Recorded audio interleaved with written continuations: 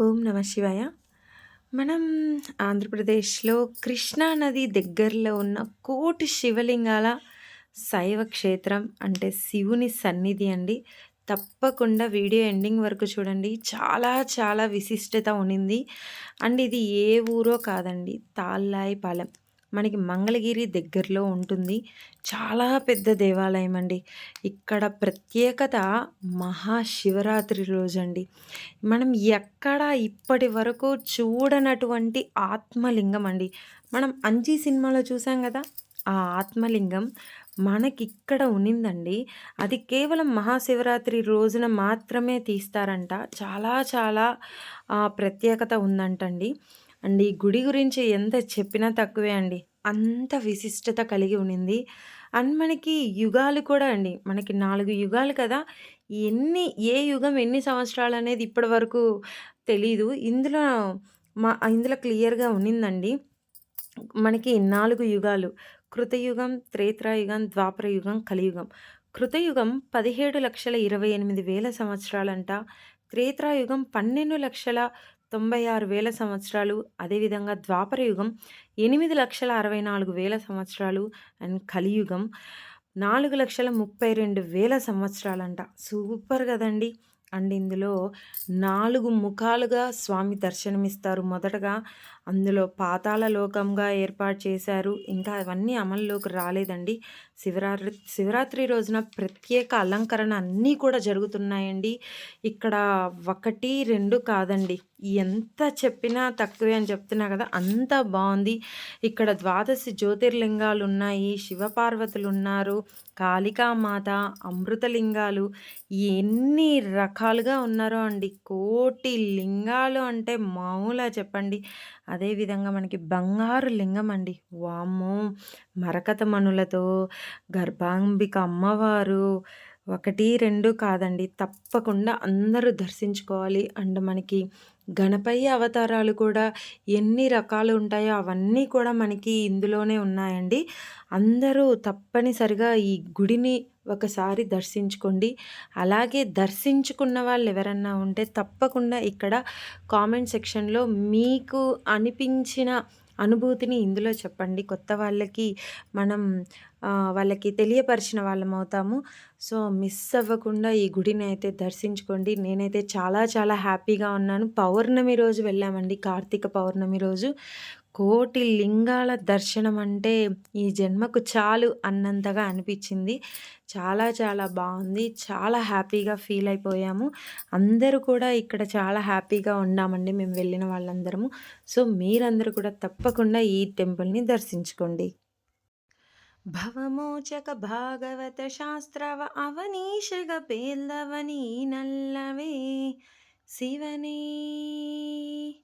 ಶಿವನೇ ನಾ ನಿನ್ನ ಸೇವಕನಯ್ಯ ದುರ್ಮನ ಬಿಡಿಸಯ್ಯ ದುರ್ಮನ ಬಿಡಿಸಯ್ಯ ಶಿವನೇ ನಾ ನಿನ್ನ ಸೇವಕನಯ್ಯ ದುರ್ಮನ ಬಿಡಿಸಯ್ಯ ದುರ್ಮನ ಬಿಡಿಸಯ್ಯ ವೈಕಾರಿಕ ತೈಜಸ ತಾಮಸವೆಂಬ ತ್ರೈತತ್ವಗಳೆಂಬ ಸಾಕಾರಿ ಶಾರ್ವರಿದವದರ ಸಾಂಬ ಸುರಪಾದ್ಯರ ಬಿಂಬ ಸುರಪಾದ್ಯರ ಬಿಂಬ ವೈಕಾರಿಕ ತೈಜಸ ತಾಮಸವೆಂಬ ತ್ರೈತತ್ವಗಳೆಂಬ ಸಾಕಾರಿ ಶಾರ್ವರಿದವದರ ಸಾಂಬ ಸುರಪಾದ್ಯರ ಬಿಂಬ ಸುರಪಾದ್ಯರ ಬಿಂಬ ವೈಕಲ್ಯಾಸ್ಪದ ವಾಕಲದೊಮ್ಮಗ ವೈಕುಂಠಕ್ಕೆ ಕರದೊಯ್ ಕರಿಗೊಳ್ಳದೆ ಶಿವನೇ ಶಿವನೇ ನಾ ನಿನ್ನ ಸೇವಕನಯ್ಯ ದುರ್ಮನ ಬಿಡಿಸಯ್ಯ ದುರ್ಮನ ಬಿಡಿಸಯ್ಯ ಮೃತ್ಯುಂಜಯ ಮುಪ್ಪುರಹರ ಮಹದೇವ ದೇವತ್ಕಲಕಾವ ಶ್ರುತ್ರ್ಯಾದ್ರಿಜದಿತಿ ಜಾತದಿವನದಾವ ದುರಿತಾಂಬುದಿನಾವ ದುರಿತಾಂಬುದಿನಾವ ಮೃತ್ಯುಂಜಯ ಮುಪ್ಪುರಹರ ಮಹದೇವ ದೇವತ್ಕಲಕಾವ ಸೂತ್ರ್ಯಾದ್ರಿಜತಿತಿ ಜಾತದಿವನದಾವ దురితాంబుదినావా దురితాంబుదినావా ಕೃತ್ಯವಾಸಯನ್ಯತ್ಯಪರಾಗದಳಿತ್ತಿನ ಸದಕೃತ ಕೃತ್ಯನ ಮಾಡಿ ಶಿವನೇ ಶಿವನೇ ನಾ ನಿನ್ನ ಸೇವಕನಯ್ಯ ದುರ್ಮನ ಬಿಡಿಸಯ್ಯ ದುರ್ಮನ ಬಿಡಿಸಯ್ಯ ಭವಮೋಚಕ ಭಾಗವತ ಶಾಸ್ತ್ರವಾವನೀಶಗ ಪೀಲ್ಲವ నీనల్లవే శివనే. బాగుంది కదా పాట. మీకు ఈ పాట నచ్చినట్లయితే కూడా ఒక లైక్ చేయండి. అండ్ ఇక్కడ మనకి స్ఫటికలింగాలు ఉన్నాయని చెప్పాం కదండి. స్ఫటికలింగంకి వెనక మనకి దీపపు కాంతి పెడితే ముందు సైడ్న చూస్తే మనకి శివుని మూడో కన్ను ఆకారంలో ఎలా ఉంటుందో అలాగ దర్శనమిస్తారు. అలాగే భక్త కన్నప్ప గురించి శివ భక్తులకు చెప్పాల్సిన అవసరం లేదు. భక్త కన్నప్ప భక్తి ఎటువంటిదో దాన్ని కూడా ఇక్కడ చాలా అద్భుతంగా సృష్టీకరించారు అండ్ చాలా బాగా చెప్పారు. అండ్ మనకి రుద్రాక్షలండి, కోటి రుద్రాక్షలు ఈ గుడిలో ఒక ప్లేస్లో ఉన్నాయి. చాలా చాలా బాగుంది. అక్కడ రుద్రాక్షలో ఉన్న టెంపుల్లో శివలింగం ఉందండి. అసలు మనకి మొబైల్లో లైట్ వేసి ఆ లింగం చూపించారు. ఎంత మెరిసిపోతుందో అండి. ఆ కాంతి మామూలుగా లేదు, అంత బాగుంది కాంతి, చాలా బాగుంది. అందుకే అందరూ కూడా తప్పకుండా దర్శించుకోండి.